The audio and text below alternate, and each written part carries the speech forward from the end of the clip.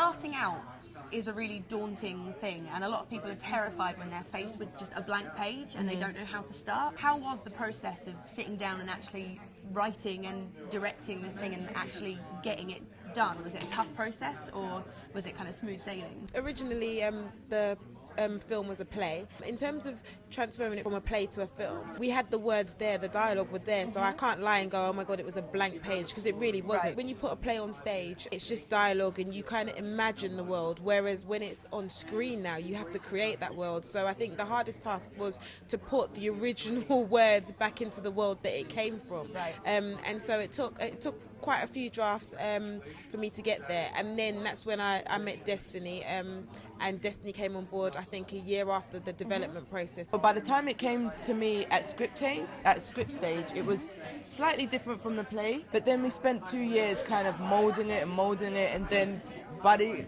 end of the 2 years we kind of went back to the beginning, as you do. The thing is, a lot of films set in Southeast London are kind of gritty and grimy and things like that. When I think back to growing up on an estate, it doesn't look like that in my mind. Even if it was that, it doesn't look like that in my memory. It's kind of the estate was just a massive playground for us. So I mean, everything went into that. It was finding the right production designer, it was finding the right costume, all of that, just to make that vision the way that I wanted it. Every project has a learning curve.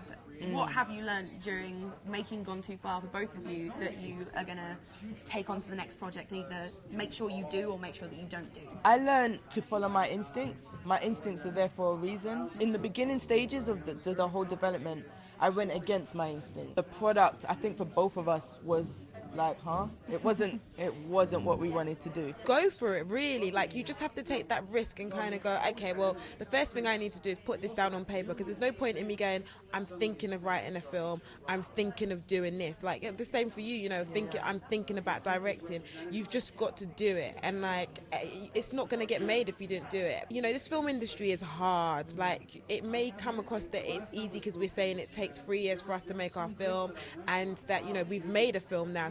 So for some people who don't know of us or know about our work are going to be like, well, that was easy, but it's not. But also it's about making sure that you don't give up. People that have been in the industry literally longer than you've been alive are telling you that maybe you should do this or maybe you should do that. It's and you're easy like, to get disheartened. yeah, and you're like, oh, they must know better, but you know, most of the time they don't. I always say, if you can do something else, do something else. I can't do anything else. I love directing, I love writing, I love working with writers.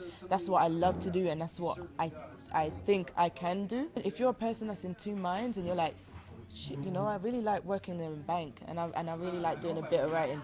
Dude, work in the bank, innit? Just leave the writing alone, like leave it alone. But if you truly want to do it, if you're like prepared to sacrifice, prepared to go without for a while, trust me, I was at the stage of like £1 chicken and chips for dinner for about a month. It's not funny.